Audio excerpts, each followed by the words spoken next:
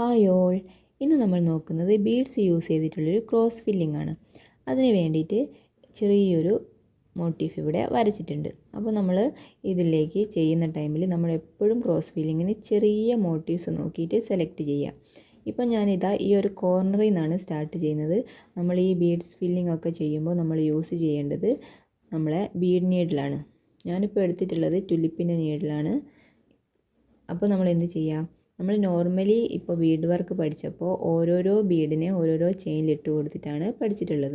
നമ്മളിങ്ങനെ cross filling ചെയ്യുമ്പോൾ നമ്മൾ കുറച്ചധികം ബീഡ്സിനെ ത്രെഡിലേക്ക് ഇങ്ങനെ ഇറക്കി കൊടുക്കണം. അങ്ങനെയാണ് നമ്മൾ ക്രോസ് ഫില്ലിങ് ചെയ്യുന്നത്. അപ്പോൾ ഈ കോർണറിൽ നിന്ന് ഇങ്ങനെ കുറച്ച് ബീഡിനെ ഇറക്കി കൊടുക്കുക. എന്നിട്ട് നമ്മൾ ഈ ഒരു ഡിസൈനിൻ്റെ ബോർഡറിൻ്റെ അടുത്ത് വെച്ച് കൊടുക്കുക. അപ്പോൾ കറക്റ്റ് ആയിട്ടുണ്ടോ നോക്കിയിട്ട് നമ്മൾ ആ ഒരു ബോർഡറിൽ ഒരു ചെയിൻ ഇട്ട് കൊടുക്കുക. വീണ്ടും അതിൻ്റെ പുറത്തായിട്ട് ഒരു ചെയിൻ ലോക്കും കൂടെ ഇട്ട് കൊടുക്കുക. എന്നിട്ട് നമ്മൾ നോർമലി ക്രോസിംഗ് ഒക്കെ ചെയ്യുമ്പോൾ നേരെ ഓപ്പോസിറ്റ് പോവുക. ഈ ബീഡ് തുടങ്ങിയതിൻ്റെ കുറച്ച് താഴെയായിട്ട് നമ്മളൊരു ഗ്യാപ്പ് ഇട്ടിട്ട് വീണ്ടും ഒരു ചെയിൻ എടുക്കുക. പുറത്തേക്കൊരു ചെയിൻ ലോക്കും കൂടെ ഇട്ട് കൊടുക്കുക. എന്നിട്ട് നമ്മൾ വീണ്ടും നമുക്ക് ആ ഒരു ലെങ്ത്തിന് ആവശ്യമായ ബീഡ്സിനെ ഈ ഒരു ത്രെഡിലേക്കൊന്ന് ഇറക്കി കൊടുക്കുക. ഇങ്ങനെ ഇറക്കിയിട്ട് ജസ്റ്റ് നമ്മളൊന്നിങ്ങനെ വെച്ച് നോക്കുക. അപ്പോൾ നമുക്ക് ഒരു ബീഡിൻ്റെ ഒരു കുറവുണ്ടെങ്കിൽ വീണ്ടും നമ്മളൊരു ബീഡും കൂടെ ഈ ഒരു ത്രെഡിലേക്ക് ഇറക്കി കൊടുക്കാവുന്നതാണ്. ഇങ്ങനെ.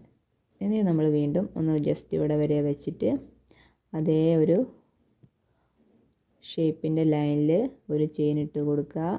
ലൈനിൻ്റെ പുറത്തായിട്ട് ഒരു ചെയിൻ ലോക്കും കൂടെ ഇട്ട് കൊടുക്കുക. വീണ്ടും നമ്മൾ ഓപ്പോസിറ്റ് പോവുക. ആ ലൈനിൻ്റെ തൊട്ട് താഴെയായിട്ട് നമ്മളൊരു ചെയിൻ ഇടുക. പുറത്ത് ഒരു ചെയിൻ ലോക്കും കൂടി ഇട്ട് കൊടുക്കുക.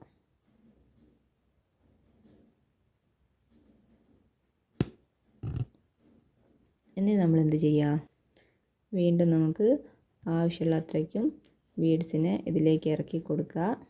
എന്നിട്ട് ജസ്റ്റ് ഒന്ന് ഇങ്ങനെ വെച്ച് നോക്കുക. ഇനി നമ്മൾ ആ ലൈനിൽ തന്നെ ഒരു ചെയിൻ ഇട്ട് കൊടുക്കുക. അതിൻ്റെ പുറത്തായിട്ട് ഒരു ചെയിൻ ലോക്കും കൂടെ എടുക്കുക. വീണ്ടും ഓപ്പോസിറ്റിൽ പോവുക. ഒരു ചെയിൻ എടുക്കുക. പുറത്തായിട്ടൊരു ചെയിൻ ലോക്കും കൂടി എടുത്ത് കൊടുക്കുക. ഈ ഒരു ത്രെഡിലേക്ക് ഇറക്കി കൊടുക്കുക. എന്നിട്ട് നമ്മളിങ്ങനെ വെച്ച് നോക്കുമ്പോൾ നമുക്ക് ഏകദേശം ഫില്ലാവാറായിട്ടുണ്ട്. എന്നിട്ട് നമ്മൾ എന്ത് ചെയ്യുക, ഇങ്ങനെ ആ ഒരു ലൈനിൽ ചെയിനും അതിൻ്റെ പുറത്തായിട്ട് ചെയിൻ ലോക്കും കൂടെ ഇട്ട് കൊടുക്കുക. ഇപ്പോൾ നമുക്ക് ഓൾമോസ്റ്റ് ഫില്ലായി. അപ്പോൾ നമ്മൾ എന്ത് ചെയ്യുക, നമ്മൾ ഏതൊരു ഫില്ലിങ് ചെയ്യുമ്പോഴും ഇതിൻ്റെ ഔട്ട്ലൈനും കൂടെ നമ്മൾ ചെയ്ത് കൊടുക്കണം. അപ്പോഴേ ഉള്ളൂ ഈ ഒരു ഡിസൈൻ ഒരു പെർഫെക്ഷൻ ഉണ്ടാവുള്ളൂ. അപ്പോൾ നമുക്കിപ്പോൾ ഔട്ട്ലൈൻ ചെയ്യേണ്ടത് സെറി ത്രെഡ് യൂസ് ചെയ്തിട്ടാണെങ്കിൽ നമ്മളിപ്പോൾ ചെയ്ത് തീർത്തിട്ടുള്ള അവിടെ എൻഡ് ലോക്കൊക്കെ ഇട്ടതിന് ശേഷം നമ്മൾ വീണ്ടും സെറി ത്രെഡ് ഇട്ടിട്ട് ചെയ്യേണ്ടതാണ്. ഓക്കെ, അപ്പോൾ ഞാനിതാ ഈ ഒരു ത്രെഡ് കൊണ്ട് തന്നെ ഒന്ന് ഔട്ട്ലൈൻ ചെയ്ത് കാണിച്ചു തരാം.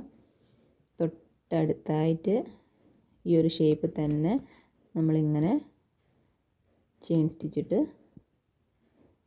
ഇതിൻ്റെ ഔട്ട്ലൈൻ ഒന്ന് ചെയ്ത് കൊടുക്കുക. ഔട്ട്ലൈൻ ചെയ്യുമ്പോൾ നമ്മൾ ഈ ഷേപ്പിൻ്റെ കോർണർ ഏരിയ ഒക്കെ എത്തുമ്പോൾ നമ്മൾ കോർണറിൽ ചെയിൻ ലോക്ക് ഇട്ട് കൊടുക്കുക. ഇതിൻ്റെ ഔട്ട്ലൈനിലൂടെ കവർ ചെയ്ത് ഫിനിഷ് ചെയ്യാം.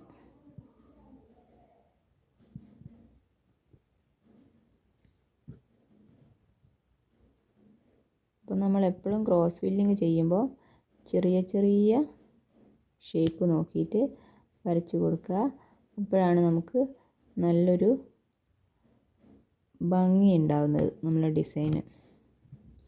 ഇത് നമ്മൾ നോർമലി ചെയ്യും പോലെ ഇവിടെ